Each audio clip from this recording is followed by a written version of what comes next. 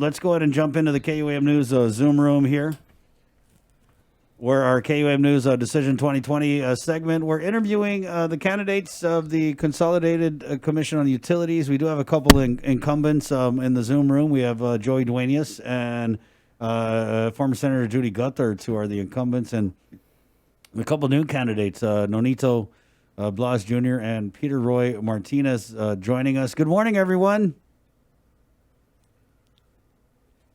Go ahead and unmute.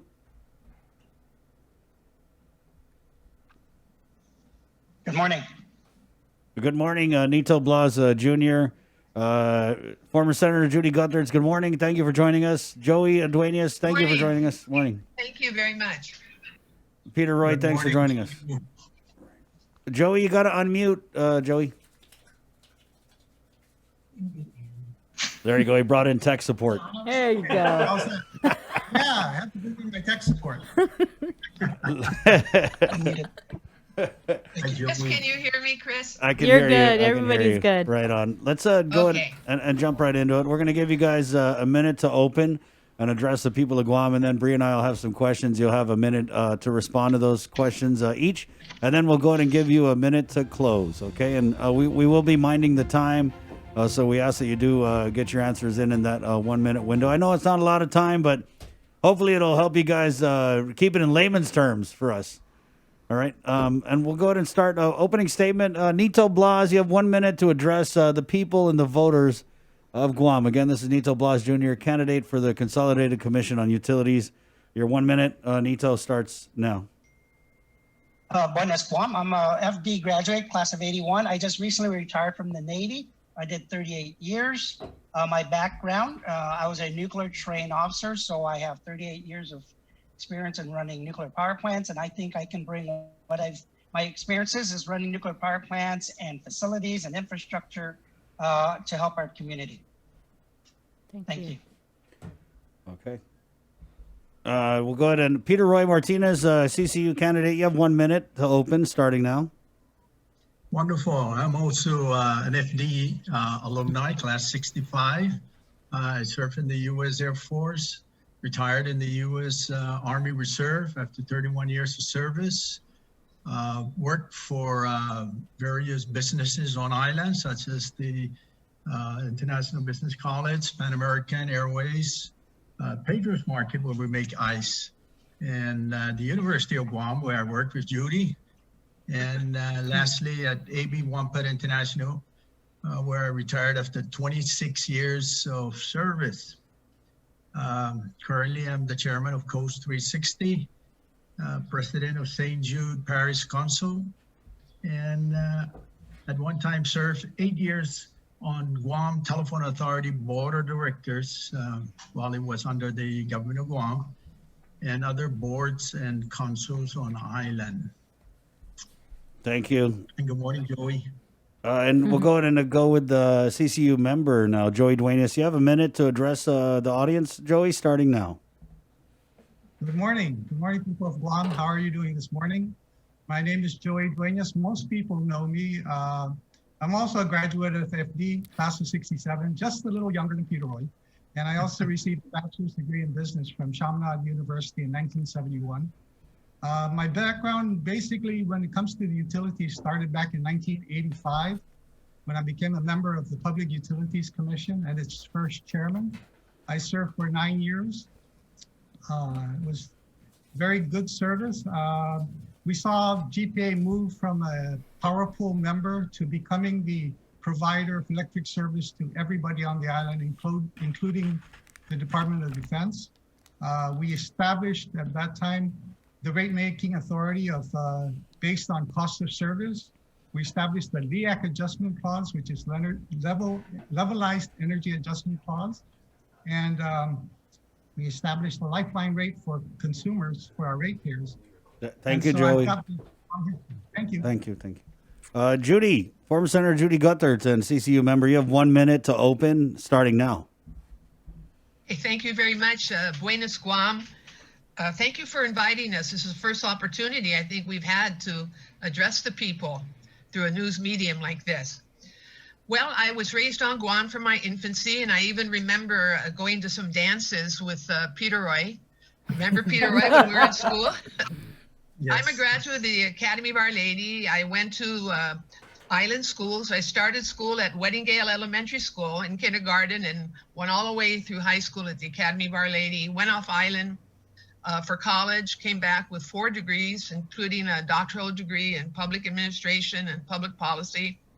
Taught at the university as a professor of public administration and legal studies for about 30 years, ending my service as vice president of academic affairs, along with Peter Roy, who was our alumni affairs chair and director. And then I went off and became a member of the Guam legislature. Thank you. Served our people Thank you, Judy. as director of public safety, Thank chief you. of police, and I've served on Thank the you, Utilities Judy. Commission now Time's up. for the last 4 years Right. as the only woman. Okay. Thank you. Thank you. Sabrina has your first question. You'll have 1 minute to respond to that question. Ladies and gentlemen, Sabrina Salas-Mentanani.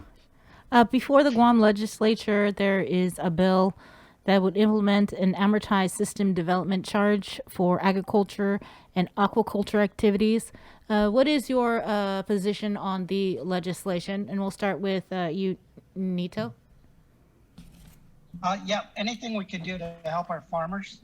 So I would be in favor of that, of any amortization to help reduce the cost of farming on the island.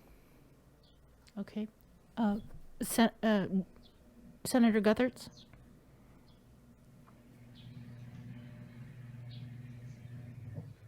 Former Senator Guthertz, you have 1 minute to respond to the question starting now. Okay, thank you. Well, of course, we would want to support our farmers. We would have to take a look at the bill to make sure the language is consistent with our internal policies and, if necessary, see if we need to make adjustments. But none of us, I think, would want to do anything to hurt our farmers. We've always tried to help our farmers.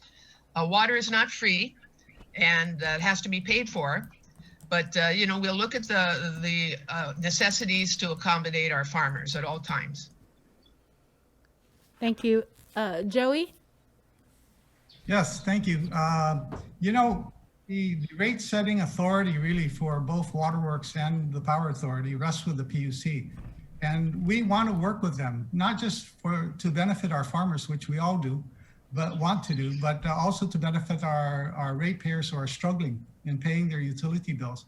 So we're looking at different things. The two main things, ratepayer affordability is a big problem throughout the country, and it's something we're struggling with. So we have plans to look at that along with the PUC, but it's the PUC really that has to set rates for us, for our bond covenants. Thank you, Joey. Peter Roy, 1 minute starting now. Yes, I definitely would support that. It's very important that we get the farmers moving. I remember back during Berdalio's days when he was a governor, he started the Green Revolution. And that Green Revolution just helped build the island up with farmer support. And so we need to give them the resources that they need, such as water, and also find ways to get that rates lower for farmers. Give them some kind of incentive to continue to grow their plant. I would support that anytime, really. Thank you, Peter Roy. Next question. If elected or re-elected to the CCU, in what ways would you strive to bring lower costs to the ratepayers? And we'll go ahead and start with Nito. You have 1 minute to respond now. Again, as a CCU, we provide oversight for the GPA. So in order to, what we can do to decrease the rate is, again, look at the processes, 3 things: people, processes, and then the outcome would be the product. So we would look at all the processes we have, get rid of all the cumbersome. We would look internally, what we can do internally within GPA and Guam Waterworks to reduce our operating costs. Again, people, what can we do to increase our productivity of people, training, mentorship. And then if you have good people and good processes, your product will be much cheaper, affordable, and safe. Thank you, Nito. Joey, you have 1 minute starting now. Both at GPA and GWA, we're always looking for ways to be more productive. But the honest truth is that GPA, the technology that's affecting GPA now in terms of renewable energy is very disruptive, and it has the potential to lower costs for our ratepayers. On the other side, GWA, the technology is very expensive. And so the costs for GWA are going up, the cost of chemicals and stuff. So therefore, it's a real challenge to try and help our ratepayers. But we have plans. We're already working on plans on how we're going to do this. We know we're going to lower the costs for the ratepayers for the electricity side, and we're hoping that that'll offset some of the increases on the cost on the water side. Thank you, Joey. Peter Roy, 1 minute to respond, starting now. I would think that for GWA, we need to fix the water, the leaks. We need to go out there and look for all these pipes that are leaking, repair them, get them fixed. Find ways also to manage the operating expenses, see how can we reduce that without hurting the utilities, because we can't do that also. And maybe one way is to try to find how can we get Fennel Lake back to the people of Guam. We own the water there. For GPA, well, we can't do much on the oil. I don't know. Maybe Joey and Judy can talk about that more. Maybe we should look into renewable energy source such as solar, which we have right now, and maybe expand that further. And I'm very happy for what GPA is doing right now and looking into that. Just many ways that we can look into reducing it so that we don't have to pass a lot of these expenses on rate increases. Thank you, Peter We Roy. need to help our people. Thank you. The people are the owners of Time's these up. utilities. Time's up, Peter Roy. Appreciate it. Judy, you have 1 minute starting now. Thank you very much, Chris. You know, the CCU members have been working very hard to reduce expenses at both GPA and GWA, and we have been successful doing that. For our ratepayers, just since November, we've been able to work towards lowering the fuel costs surcharge for the oil products to our people 4 times since November. The current oil charge will continue till January 31st, and then we'll see if the oil goes down more, then we'll be able to reduce that again. We also have worked very hard in improving with management of GWA the leaks. We've been working fastidiously to replace old infrastructure, put in new infrastructure, and work towards enhancing the efficiencies and reducing operational costs. Our personnel numbers at both GPA and GWA are not excessive. We have seen leanage, Thank you, Judy. smaller numbers of workers Thank you, Judy. for the last 2 years at the agencies. And the Thank you. systems are working with smaller numbers of workers. Time's up. Thank you. Thank you. Thank you. The Guam Waterworks Authority, they just filed a lawsuit against Badger Meter based in Wisconsin, and it relates to the defective meters that were purchased by GWA. What is the contingency if we lose this lawsuit? Because there's millions of dollars in losses. It says $3.9 million for replacement meters, another $2.4 million in labor costs, $12 million in lost income, and almost $20,000 for expert and testing services. What are we going to do if we lose this case? And we'll start with you, Senator Guthertz. Well, first of all, we don't intend to lose. We wouldn't have filed the suit if we didn't think we had a very strong case. And our case is based on technical analysis, laboratory analysis, a continued record of any meter that failed. We have all that information, and we've been going back and forth with Badger for at least 2-3 years to try to resolve these issues. So we don't intend to lose. We think we have a very strong case, and we're going to pursue it until a decision is made on behalf of the people of Guam. Mr. Duenas. Yes, we believe we have a very strong case against Badger. And, you know, I have to tell you that Badger meters, this is the second meter we've tried to change out to when we moved from the original meters that we had to the Metron Fournier and now to Badger. And we are doing much better. Our record keeping is really important in a case like this. And we believe we have good record keeping. We believe we will prevail. But the thing I like to stress is management at GWA has really come up a long way since we hired Miguel Bordallo. And that's one of the things. We're a lot more on top of these things. And throughout the country, meters are the biggest problems in terms of accurately billing your customers. And you have to understand that most people in the country, they always tell me, said, Joey, we're in the 15th year of our 5-year meter replacement program. So, I mean, it's a big problem. But we're turning the corner. We really believe we're doing much better. In fact, the meters we now have on the ground are responding really well. This is an effort to collect back from the meter supplier what we believe they owe us for giving us poor quality meters in the beginning. Thank you. Thank you, Joey. Nito, 1 minute to start now. We can't afford to lose this. I agree with Judy. I think GPA, we have a good case against the contractor. We cannot afford to lose this. Our ratepayers can't afford to pay if we lose.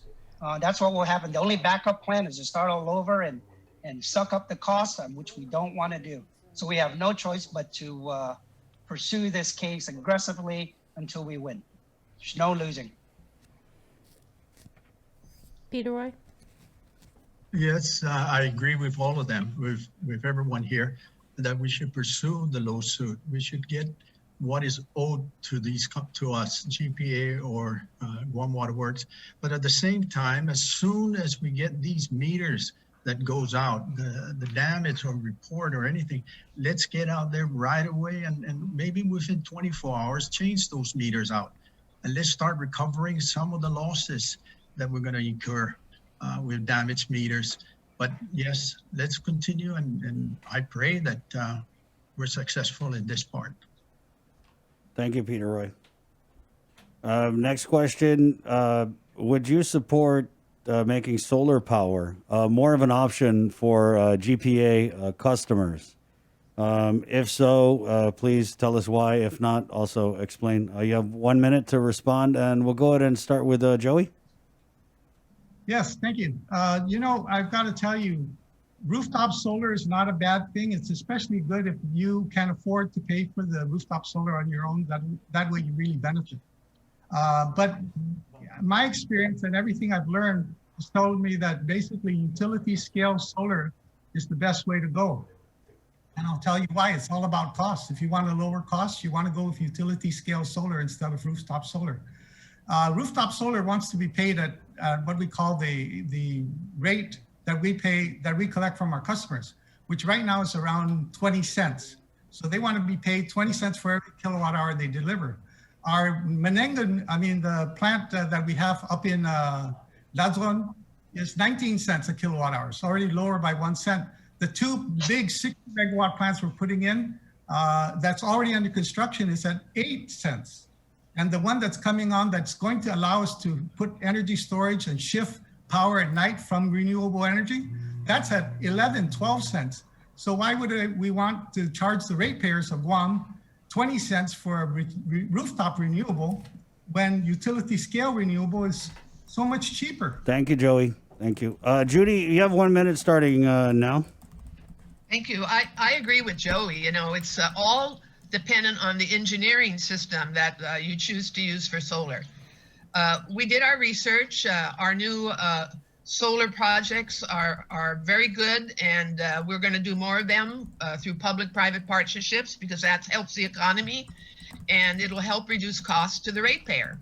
So it's cheaper to have a system of solar, a utility level system, rather than just a rooftop system. The other issue with rooftops, I just want to caution the public, be careful with reference to the contracts that you sign. Make sure you understand, will your costs be reduced when GPA's costs are reduced, or will your costs stay where they are when you initiate your contracts? Be careful, because you might save more money by just plugging into the GPA solar scale systems that we're building now and will continue to build. Thank you, Judy. Nito, 1 minute starting now. You know, in addition to low rates, we got to protect our environment. So I'm all about renewable energy, and renewable energy is part of that is solar power. Again, a massive scale, just like Judy and Joey mentioned, the utility solar is the way to go. Again, I would encourage the whole island to embrace solar power. I mean, what's our goal? Our goal, I think, is to be 50% on renewable by the end of the decade. That'll help our environment, help generations, sustainability. I'm all for that. Thank you, Nito. Peter Roy, 1 minute starts now. Okay, I agree. Solar power is probably the best for us here. We got all this beautiful sunlight out here. We get it 365 days a year, and it's shining on us. Let's use that. Let's harness that. Let's bring it in and see how can we use that source to generate the energy that we need. At the same time, maybe many of our customers are looking into this. Maybe GPA can find ways, and I'm sure Joey and Judy have already did their research into how can we give incentive for those who purchase solar panels, so that they can get some kind of credit toward their use of the solar panels. But yes, let's do it really, because God gave us this sunlight, and let's make use of it. Thank you, Peter Roy. For Sabrina's next question, we're going to give you 2 minutes to respond to the question adequately. Sabrina, your question. I wanted to just ask about for GPA and GWA, if elected or re-elected, if you could just be specific on what your priorities are for those two agencies. And we'll start with you, Joey. Yeah, you know, my priorities if re-elected is to continue where we're going. GPA is on the road already, and like I said, technology is helping them a lot. When it comes to waterworks, we mentioned leaking lines. Well, you know, the problem is really not just the lines leak and we don't fix them. We fix leaks. I think we fix leaks even before they start sometimes. You know, we are very aggressive. The problem is we have to replace pipes, not fix leaks, but we have to replace pipes.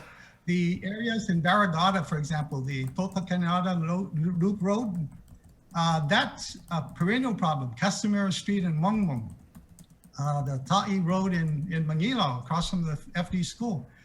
What we need to do is replace pipes. And one of the things I have to tell the people is that waterworks is very capital intensive. Both utilities are very capital intensive.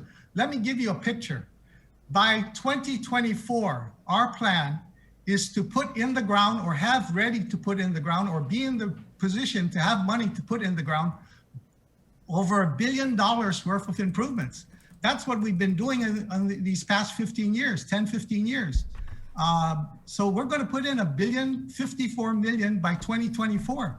And by then we'll start our second billion. And we have to start the second billion because replacing pipes at the bottom number is $300 million.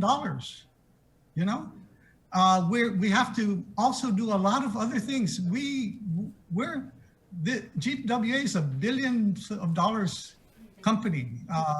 And GPA is lucky because the technology is helping us. It'll help us cut the fuel that we spend, the cost of the fuel we spend when we go to utility scale renewable. So, you know, I mean, both utilities have plans. They're really good at planning. We're far ahead of everybody else. Thank you, Joey. Everybody look. Thank you. Peter Roy. Yes. Well, like I mentioned earlier with GWA, we need to work on those water leaks. We need to repair them as soon as we get them reported. And I believe they do have a system going on right now, or some kind of metering that they can track down these leaks. And they need to get out there. And the minute they see it, it's not just to be reactive. We need to be proactive. We need to, the minute we find them, we put in the money or whatever we need to do and put that new line in there and start getting that water charged to the community. Remember that the numbers I believe with water is that 50% of the water that we harness, and I'm getting all these from your citizen-centric report, that the waters being harnessed are being wasted. We're not generating 50% of those waters are not being charged, and we're losing it. And so that's a lot of money there. And that's all with good planning, good engineering, and the money resource is there. I know we can still go out and get that. For GPA is doing good. They're keeping it up. They're giving us the power source that we need, the businesses, but we need to look into and I know there's not much we can do with the oil prices, but a lot of it goes into that. But hopefully that we can supplement some of those with solar energy. So my priority would be to get in there and find out, with the resources we have, the capital we have, what is it that we can do tomorrow, day one, and run for the next 4 or 5 years, and let's work on that. And make it solid, make commitments, get management to make those commitments, which very much so they have done so. John Beneventi has been outstanding out there, and Miguel, those guys, they got a lot of stuff in their head, but they continue to work to make it work. And Thank you, with Peter. my experience, Thank you. Senator Guthers, you have 2 Thank minutes. you very much. Well, my priorities, if reelected to the CCU, would be first to continue being the ratepayers advocate on the CCU, to ensure our rates and our fuel costs are as low as possible to benefit our ratepayers. I would continue to also move for excellent customer service throughout GPA and GWA. We've seen a lot of improvements over the last few years, and we're going to continue focusing on that. I'm going to work towards promoting more energy renewables and enhanced water delivery systems through investments in new infrastructure. I'll support that with our colleagues on the commission. I want to also help develop sustainable GPA and GWA leadership and work programs, because our senior managers, GPA and GWA, some of them are coming up towards retirement, and we want to make sure that we have a very good succession plan in place that we've already begun, to make sure we have internal competent engineers and specialists ready to take the reins, if necessary, of our utility agencies. I also want to work towards promoting best practices and effective use of technology throughout GPA and GWA. As you may know, we started a cyber unit within the agencies to protect data and information and our utilities themselves, as well as our ratepayers' information. And so that new system, that cybersecurity unit, is working very well. And also, I really want to support enhancing our economy on Guam. And the way we do that, and we've been doing it, and we will continue to do it, is being part of what we call public-private partnerships with competent, qualified private companies to help build, and in some cases you, Senator operate Guthers. both water and Thank power. you, Senator Guthers. NONITO? Yes, I have 7 priorities in order of importance. Number 1, product affordability. Number 2, sustain superior customer service to our islanders. Number 3, high system reliability, just like Judy said. Number 4, financially stable and sound, finding cheaper ways to get money.